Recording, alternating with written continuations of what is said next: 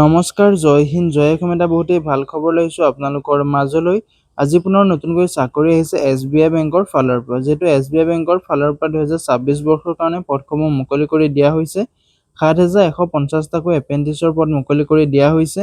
এই পদসমূহত আপোনালোকে কেনেদৰে আবেদন কৰিব, আবেদন কৰিবলৈ আপোনালোকৰ বয়সৰ সময়সীমা কিমান বিচাৰিছে, লগতে আপোনালোকৰ এডুকেশ্যন কোৱালিফিকেশ্যন কিমান লাগিব, আবেদন কেনেদৰে কৰিব, আবেদন কৰোঁতে আপোনালোকে এপ্লিকেশ্যন ফিজ কিমান কাটিব লাগিব, সম্পূৰ্ণ তথ্য এই ভিডিঅ'টোত আলোচনা কৰিম। সো ভিডিঅ'টো শেষলৈকে চাব, অলপ স্কিপ নকৰাকৈ। যদিহে ভিডিঅ'টো চাই ভাল পায় এটা লাইক কৰিব আৰু মোৰ চেনেলটোলৈ যদি প্ৰথমবাৰ কাৰণে আহিছে তেনেহ'লে চেনেলটো ছাবস্ক্ৰাইব কৰিবলৈ নাপাহৰিব। লগতে ভিডিঅ'টো সকলো বন্ধু-বান্ধৱীলৈ শ্বেয়াৰ কৰি দিব যাতে সকলোৱে জবৰ আপডেটসমূহ আমাৰ এই চেনেলৰ দ্বাৰা পাই থাকিব পাৰে। লগতে ভিডিঅ' ডেছক্ৰিপশ্যনত মই হোৱাটছএপ চেনেল আৰু টেলিগ্ৰাম চেনেলৰ লিংক দিছোঁ, তাতো গৈ আপোনালোকে ফ'ল' কৰি ল'ব যাতে প্ৰতিদিনে জবৰ আপডেটসমূহ সকলোতকৈ আগতীয়াকৈ পাই থাকিব পাৰে। যিহেতু ইয়াতে দেখিবলৈ পাইছে SBI apprentice recruitment 2026 apply online for 7,150 apprentice post. যিহেতু SBI বেংকৰ ফালৰ পৰা 2026 বৰ্ষৰ কাৰণে এপ্ৰেণ্টিছৰ পদসমূহ মুকলি কৰি দিয়া হৈছে। 7,150টাকৈ পদ মুকলি কৰি দিয়া হৈছে। এই পদসমূহত আপোনালোকে কেনেদৰে আবেদন কৰিব ষ্টেপ বাই ষ্টেপ ভিডিঅ'টোত মই আলোচনা কৰিম। সো ভিডিঅ'টো শেষলৈকে চাব, অলপ স্কিপ নকৰাকৈ।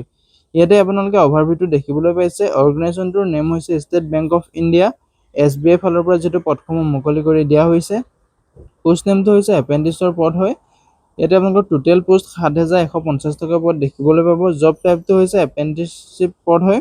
ইয়াতে আপোনালোকৰ কোৱালিফিকেশ্যনটো আপুনি যদি গ্ৰেজুৱেশ্যন কৰি থৈছে তেতিয়া আপোনালোকে এই পদসমূহত আবেদন কৰিব পাৰিব।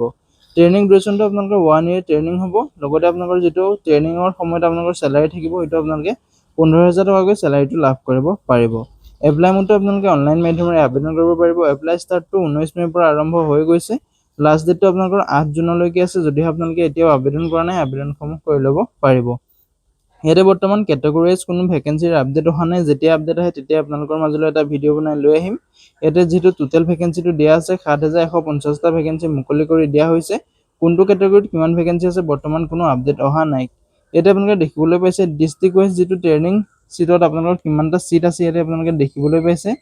কাছাৰত আছে আপোনালোকৰ 28টা চিট আছে, ডিমা হাছাওত আছে 8টা আছে, নলবাৰীত আছে 8টা আছে, বৰপেটাত আছে 6টা আছে, বাজালিত আছে 4টা আছে, বাক্সাত 3টা আছে, বঙাইগাঁৱত আছে 10টা আছে, কোকৰাঝাৰত আছে 11টা আছে, চিৰাঙত আছে 7টা আছে, ধুবুৰীত আছে 17টা, চাউথ চালমাৰা মানকাছাৰত 1টা আছে, কৰিমগঞ্জত আছে 12টা, গোলাঘাটত আছে 5টা, মাজুলীত আছে 3টা, ডিব্ৰুগড়ত আছে 36টা, শোণিতপুৰত আছে 5টা, নৰ্থ লখিমপুৰত আছে 6টা, কামৰূপ মেট্ৰত আছে 68টা আছে, নগাঁৱত আছে 24টা, মৰিগাঁৱত আছে 6টা, ৱেষ্ট কাৰ্বি আংলঙত আছে 2টা, ইষ্ট কাৰ্বি আংলঙত আছে 11টা, হোজাইত আছে 11টা, কামৰূপ ৰুৰেলত আছে 21টা, তামুলপুৰত আছে 3টা, গোৱালপাৰাত আছে 9টা, দৰঙত আছে 7টা, হাইলাকান্দিত আছে 8টা, চৰাইদেউত আছে 3টা, যোৰহাটত আছে 6টা, শিৱসাগৰত আছে 6টা, ধেমাজিত আছে 6টা, ওদালগুৰিত আছে 3টা, বিশ্বনাথ চাৰিআলিত আছে 4টা। টোটেল যিহেতু 7,150টাকৈ চিট মুকলি কৰি দিয়া হৈছে। যদিহে আপোনালোকে এই পদসমূহত ইণ্টাৰেষ্টেড হয়, এলিজিবল হয়, ভিডিঅ' ডেছক্ৰিপশ্যনতে মই আবেদনৰ লিংক দিছোঁ, তাতে গৈ আপোনালোকে আবেদনসমূহ কৰি ল'ব পাৰিব। ইয়াতে আপোনালোকৰ এলিজিবিলিটি ক্ৰাইটেৰিয়াটো দিয়া আছে। যদিহে আপোনালোকে গ্ৰেজুৱেশ্যনটো কমপ্লিট কৰি থৈছে তেতিয়া আপোনালোকে এই পদসমূহত আবেদন কৰিব পাৰিব। 1 এপ্ৰিললৈকে যদি আপুনি গ্ৰেজুৱেশ্যন কৰি থৈছে, 2026ৰ 1 এপ্ৰিলত যদি আপুনি গ্ৰেজুৱেশ্যন কমপ্লিট কৰি থৈছে তেতিয়া আপোনালোকে পদসমূহত আবেদন কৰিব পাৰিব। যদিহে আপোনালোকে 1 এপ্ৰিলৰ পিছত 2026 চনৰ 1 এপ্ৰিলৰ পিছত গ্ৰেজুৱেশ্যন কৰিছে তেতিয়াহ'লে আপোনালোকে এই পদসমূহত আবেদন কৰিব নোৱাৰিব। ইয়াতে আপোনালোকৰ বয়সৰ সময়সীমাটো দিয়া আছে। মিনিমাম আপোনালোকৰ 20 বছৰ বয়সৰ পৰা আবেদন কৰিব পাৰিব, মেক্সিমাম আপোনালোকে 28 বছৰ বয়সলৈকে আবেদন কৰিব পাৰিব। লগতে আপোনালোকে ৰেজুলেশ্যনসমূহ ল'ব পাৰিব, কেটেগৰাইজ আপোনালোকে ৰেজুলেশ্যন ল'ব পাৰিব। SC ST হ'লে 5 বছৰকৈ ৰেজুলেশ্যন ল'ব পাৰিব, আৰু আপোনালোকে যদি OBCৰ কেণ্ডিডেট হয় তেনেহ'লে আপুনি 3 বছৰকৈ ৰেজুলেশ্যন ল'ব পাৰিব। এতিয়া লোকেল লেংগুৱেজ আপোনালোকৰ ৰিকুৱাৰমেণ্টটো লাগিব, যিহেতু আপোনালোকে আছামিজ, বঙালী, বড়ো যিকোনো আপোনালোকৰ লোকেল লেংগুৱেজ যিটো হয় সেইটো আপোনালোকে ভালকৈ জানিব লাগিব। ইয়াতে আপোনালোকৰ এপ্লিকেশ্যন ফিজটো দিয়া আছে। যিসকল জেনেৰেল, OBC, EWS আছে তেওঁলোকে 300 টকাকৈ এপ্লিকেশ্যন ফিজ কাটিব লাগিব, আৰু যিসকল SC ST PWBTৰ কেণ্ডিডেট হয় তেওঁলোকে ইয়াত কোনো ধৰণৰ এপ্লিকেশ্যন ফিজ কাটিব নালাগে। এতিয়া আপোনালোকৰ চিলেকশ্যন প্ৰচেছটো দিয়া আছে। ৰিটেন এক্সামিনেশ্যন হ'ব ফাৰ্ষ্টতে, তাৰপিছত আপোনালোকৰ লোকেল লেংগুৱেজ টেষ্ট কৰা হ'ব, তাৰপিছত আপোনালোকৰ ডকুমেণ্ট ভেৰিফিকেশ্যন কৰা হ'ব, ডকুমেণ্ট ভেৰিফিকেশ্যন কৰাৰ পিছত আপোনালোকৰ মেডিকেল এক্সামিনেশ্যনটো অনুষ্ঠিত কৰা হ'ব।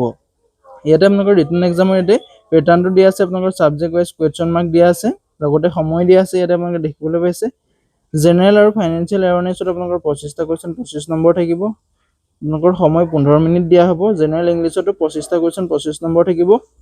15 মিনিট সময় দিয়া হ'ব কোৱান্টিটিভ এবিলিটিউডত 25টা কোৱেশ্চন 25 নম্বৰ থাকিব লগতে আপোনাক 15 মিনিট সময় দিয়া হ'ব ৰিজনিং এবিলিটি আৰু কম্পিউটাৰ এবিলিটিউডত আপোনালোকৰ 25টা কোৱেশ্চন 25 নম্বৰ থাকিব 15 মিনিট সময় দিয়া হ'ব টোটাল আপোনালোকৰ 100টা কোৱেশ্চন থাকিব আৰু 100 মাৰ্কছৰ এক্সাম হ'ব 1 ঘণ্টা সময় দিয়া হ'ব ইয়াতে আপোনালোকৰ যেটো এক্সাম চেণ্টাৰ সমূহ দেখিবলৈ পাইছে ইয়াতে গুৱাহাটী যেটো আপোনালোকৰ ডিব্ৰুগড় যোৰহাট শিলচৰ তেজপুৰ অসমৰ এই কেইটা জায়গাত আপোনালোকৰ এক্সামটো অনুষ্ঠিত কৰা হ'ব How to apply ক্ষেত্ৰত ক'বলৈ গ'লে যদি আপোনালোকে প্ৰথমৰ প্ৰতি ইন্টাৰেষ্টেড হয় এলিজিবল হয় ভিডিও ডেসক্ৰিপচনতে মই আবেদনৰ লিংক দিছো তাতে গৈ আপোনালোকে আবেদনসমূহ কৰি ল'ব পাৰিব ইয়াত আপোনালোকে ইম্পৰ্টেন্ট ডেটসমূহ দেখিবলৈ পাইছে যেটো নটিফিকেশন ৰিলিজ কৰি দিয়া হৈছিল 19 মে 2026 ত অনলাইন এপ্লাই ষ্টাৰ্ট হৈছিল 19 মে 2026 ত আৰু লাষ্ট ডেটটো আছে আপোনালোকৰ 8 জুনলৈকে লাষ্ট ডেট আছে যদি আপোনালোকে এতিয়ালৈকে আবেদন কৰা নাই আবেদনসমূহ কৰি ল'ব পাৰিব আজিলৈ ভিডিওটো ইমানেই আছিল জয় হিন্দ জয় অসম